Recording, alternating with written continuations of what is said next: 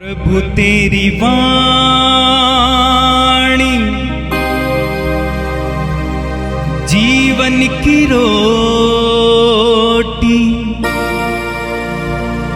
नयनों की ज्योति, अंधेरा मिटाती।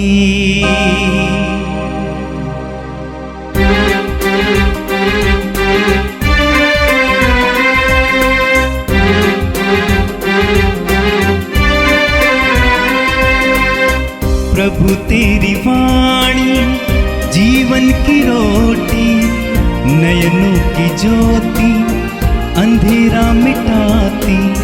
प्रभु तेरी वाणी जीवन की रोटी, नयनों की ज्योति, अंधेरा मिटाती। वाणी वाणी वाणी वाणी वाणी पवित्र है, शाश्वत है, जीवन का मन्ना है। 22 जुलाई बुधवार। पहला पाठ नबी एर्मियस का ग्रंथ, अध्याय 1, पद संख्याएं 1 से 4 और 10।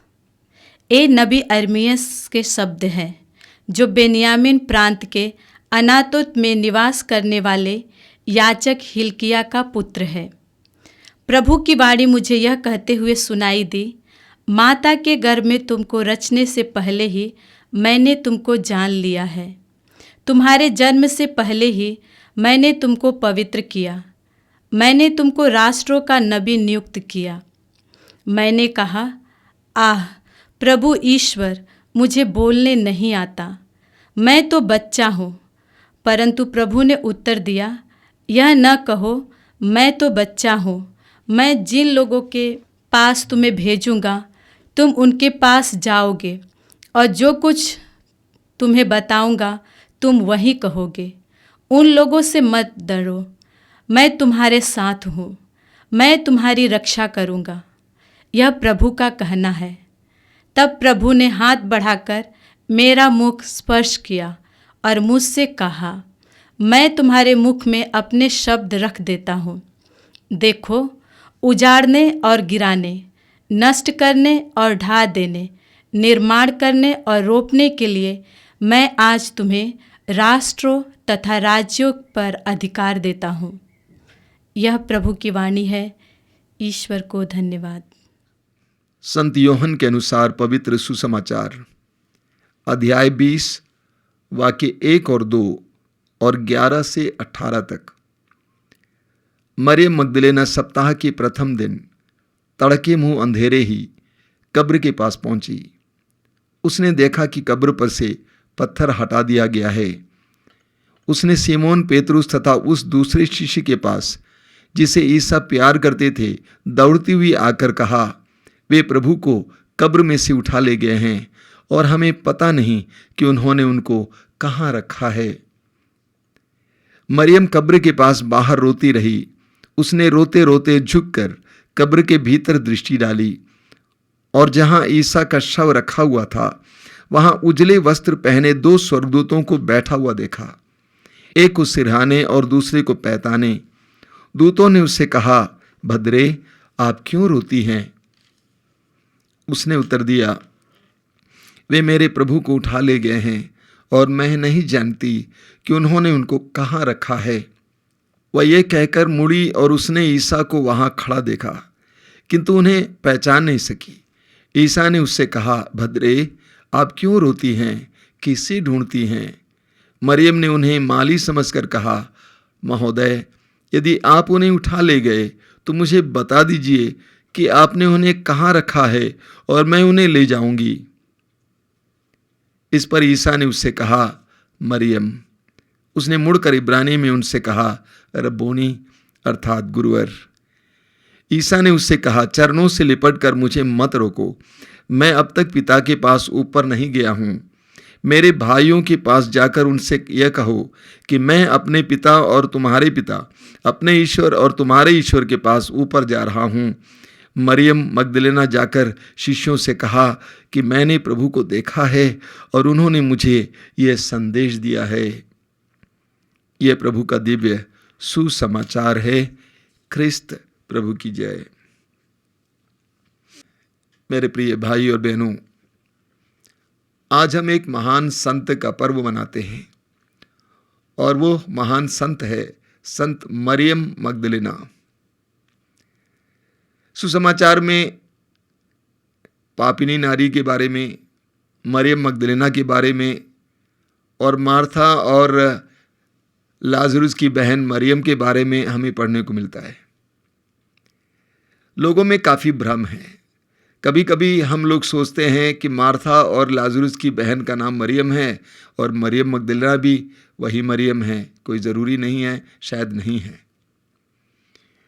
और हम सोचते हैं कि लूकास अध्याय 7 में जो नारी आई थी शहर से यीशु के पास और यीशु के चरणों को धोई थी, वो मरियम मगदलेना है। कोई स्पष्ट नहीं है, लेकिन स्पष्ट बातें लूकास के सुसमाचार के अध्याय 8 उसके वाक्य 2 में हम पढ़ते हैं कि प्रभु यीशु ने मरियम मगदलेना से 7 अबदूत निकाला था। वो नारी जिससे प्रभु ने 7 अबदूत निकाला था, मरियम मगदलेना, मगदला की रहने वाली, यानी 7 प्रकार के पाप के बंधनों से मरियम मगदलेना को प्रभु ने छुड़ाया था। मरियम ने प्रभु यीशु के मुक्तिदायी कार्य को या मुक्ति के कार्य को गहराई से अनुभव किया, बंधनों से छुटकारा पाया। और यही कारण हम पढ़ते हैं मरियम मगदलेना के बारे में सुसमाचार में। हम पढ़ते हैं मत्ती, मार्कुस और यूहन्ना के सुसमाचार में, तीनों सुसमाचारों में, कि जब प्रभु यीशु क्रूस पर लटके थे उस समय मां मरियम के साथ मरियम मगदलेना भी थी। यानी प्रभु यीशु के दुख भोग के समय मरियम मगदलेना प्रभु यीशु की मां मरियम के साथ यीशु के साथ चल रही थी। इसके अलावा चारों सुसमाचारों में हम पढ़ते हैं प्रभु यीशु के पुनरुत्थान के बाद पहला व्यक्ति जिसको प्रभु ने दर्शन दिया, मरियम मगदलेना। यानी मरियम मगदलेना एक महान स्त्री है, एक महान यीशु भक्त है। वो सदा एक बार छुटकारा पाने के बाद यीशु के साथ रही। आज के सुसमाचार में हमें बहुत हृदय स्पर्शी बातें पढ़ने को मिली। प्रभु यीशु की मृत्यु के बाद सभी शिष्य असुरक्षा महसूस करते हुए कमरे के अंदर बंद पड़े हुए थे, लेकिन मरियम मगदलेना के बारे में पढ़ते हैं कि वो बड़े सवेरे उठती है और रविवार के दिन यीशु के कब्र के पास चली जाती है। उसको किसी से डर नहीं। उसका दिल यीशु के साथ जुड़ा हुआ था, इतनी गहराई से जुड़ा हुआ था कि वह बंद कमरे में नहीं थी, बल्कि वह हिम्मत के साथ यीशु की कब्र के पास चली जाती है। और उसने देखा कि कब्र खाली है, दौड़ती हुई आती है, पेतरुस और यूहन्ना से कहती है और वे भी जाके देखते हैं। वापस आके वे फिर बंद कमरे में बंद जाते हैं। लेकिन आगे हम पढ़ते हैं मरियम मगदलेना वापस नहीं गई, वह कब्र के पास खड़ी रही। वह कब्र के पास रोती हुई खड़ी रही। उसने देखा जिस जगह यीशु की लाश थी वहां पर 2 स्वर्गदूत बैठे हुए थे और उन्होंने उनसे पूछा कि नारी तुम क्यों रो रही हो? मरियम ने जवाब दिया, मालूम क्या जवाब दिया? मरियम ने कहा, क्योंकि वे मेरे प्रभु को उठा ले गए। वे मेरे प्रभु को उठा ले गए हैं। मरियम इसलिए रो रही थी क्योंकि वे प्रभु को उठा ले गए थे। इस दुनिया में बहुत सारे लोग इसलिए रोते हैं क्योंकि उन्होंने प्रभु को गंवाया है। बहुत सारे परिवारों में रुदन है क्योंकि उन्होंने यीशु को गंवाया है। जिसने यीशु को गंवाया वो जरूर रोएगा। आज बहुत से लोग रोते हैं, कुछ रुदन दिखाई देता है, सुनाई देता है और कुछ सुनाई नहीं देता है। मरियम मगदलेना ने यीशु की अनुपस्थिति महसूस की। उसने कहा कि वे उन्हें उठा ले गए हैं। मैंने शुरुआत में आपसे कहा, सुसमाचार में लिखा हुआ है कि मरियम से प्रभु यीशु ने 7 अबदूतों को निकाला था। प्रभु यीशु को कब्र में ना पाने पर वो रो रही थी क्योंकि वो जानती थी कि यीशु के अभाव में जीना क्या होता है। यीशु की अनुपस्थिति में जीना क्या होता है उसने स्वयं अनुभव किया था, पाप बंधनों का अनुभव। और जब से उसने बंधनों से मुक्ति पाई, उस समय से यीशु के साथ प्रत्यक्ष रूप से या परोक्ष रूप से इस गहराई से जुड़ी हुई थी कि आज कब्र में उनकी लाश नहीं दिखाई देती है। वो कहती है वे उन्हें उठा के ले गए हैं, इसीलिए वो रो रही थी। इसके द्वारा हमें पता चलता है कि मरियम मगदलीना का यीशु के साथ कितना गहरा भक्तिपूर्ण रिश्ता था, कि मरियम यीशु के प्रति कितनी समर्पित थी, उसके दिल में यीशु के लिए कितना प्यार था। आगे सुसमाचार में आप देखेंगे कि प्रभु यीशु स्वयं उसको दर्शन देते हैं। प्रभु पूछते हैं, नारी तुम क्यों रो रही हो? और मरियम ने उनको माली समझकर कहा, महोदय यदि आप उन्हें उठा ले गए तो मुझे बता दीजिए कि आपने उन्हें कहां रखा है और मैं उन्हें ले जाऊंगी। मरियम ने यीशु से कहा कि आप मुझे बताइए कहां रखा है, मैं उठा ले जाऊंगी।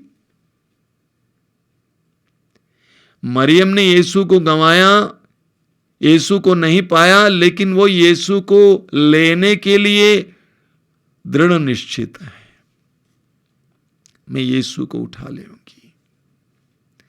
मेरे प्रिय भाई और बहनों, हम सभी ऐसा अनुभव करते हैं। जीवन के विभिन्न क्षणों में हमें ऐसा लगता है कि हमने यीशु को गंवाया है, यीशु कहीं नजर नहीं आते और हम रोने लगते हैं। मरियम की तरह हमारे अंदर भी ये दृढ़ निश्चय होना चाहिए, आपने जहां भी रखा हो बताइए कहां रखा, मैं उठा ले जाऊंगी। No matter where I have lost my Lord, I will rediscover him and possess him. मैंने किसी भी हालत में कैसे भी यीशु को गंवाया होगा, किसी के भी कारण, किसी भी बात के कारण, चीज के कारण यीशु को गंवाया होगा, हमारे अंदर एक दृढ़ निश्चय होना चाहिए कि हम यीशु को पुनः प्राप्त करेंगे, उसके लिए प्रयास करेंगे। मरियम हमारे लिए बहुत सुंदर उदाहरण है। मरियम कहती है मैं उसे वापस ले आऊंगी, कि मैं यीशु को पाके ही रहूंगी। मैंने गंवाया लेकिन मैं पाके ही रहूंगी, क्योंकि मरियम को मालूम था बिना यीशु की जिंदगी कितनी दुखदाई थी। प्रभु यीशु ने उसको नाम लेकर पुकारा, मरियम। मरियम मरियम ने यीशु को पहचान लिया और यीशु के पैरों से लिपटने लगी। बहुत सुंदर है, यीशु के पैरों से लिपटने लगी, मानो वो कह रहे हैं कि आपको नहीं छोड़ सकती हूं, आप मुझे छोड़कर नहीं जाएंगे।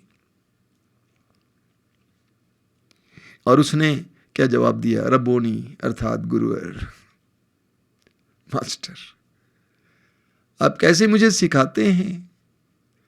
अब मेरे मालिक हैं, अब मेरे गुरु हैं, अब मेरे सब कुछ हैं, मैं आपको छोड़ नहीं सकती। मेरे प्रिय भाई और बहनों, हम विश्वासियों के लिए, विशेष करके हम जो कमजोर हैं, दुर्बल हैं, बंधनों में हैं, मरियम मगदलीना एक महान उदाहरण है, आदर्श है। एक महान उदाहरण है, आदर्श है। एक बात का ख्याल करना, जब मरियम स्वतंत्रता प्राप्त की यीशु के द्वारा, उसके बाद उसकी सारी जिंदगी यीशु के चरणों पर थी, पूरी तरह से समर्पित। यीशु के मरने के बाद भी उसको छोड़ने के लिए तैयार नहीं है। उसके कब्र पर उसकी लाश की खोज में जाती है, अब उसकी लाश को लेने के लिए भी तैयार होती है। यही कारण है कि पुनर्जीवित यीशु ने मरियम को पहली बार दर्शन दिया। उसका विश्वास, उसका समर्पण, उसका परिवर्तित जीवन, यीशु के प्रति समर्पण, यीशु के प्रति प्यार। आज हम प्रार्थना करेंगे संत मरियम मगदलीना के इस महान त्योहार पर कि प्रभु यीशु मुझे भी मरियम मगदलीना की तरह उतना ही प्यार और समर्पण का मनोभाव दीजिए। आंखें बंद कीजिए। प्रभु यीशु, तूने अपने जीवन काल में बहुत सारे लोगों को चंगाई दी, बंधनों से आज़ाद किया, लेकिन मरियम मगदलेना हमारे सामने एक महान उदाहरण बन के आती है, जिसने प्रभु के तेरे प्रति अपने आभार व्यक्त करती रही, बराबर तेरे साथ जुड़ी रही। एक बार बंधनों से आज़ाद हो गई, उसके बाद उसने तेरे साथ अपने आप को जोड़ दिया था। हमें कृपा दीजिए, हम भी बंधनों में थे, तूने हमें आज़ाद किया है। हमें कृपा दीजिए कि हम सदा के लिए तेरे साथ जुड़े रहेंगे, तेरे साथ बंधे रहेंगे। तेरे कदमों पर हमें आनंद दीजिए। प्रभु तेरी वाणी जीवन की रोटी, नयनों की ज्योति अंधेरा मिटाती। वाणी वाणी वाणी वाणी वाणी पवित्र है, शाश्वत है, जीवन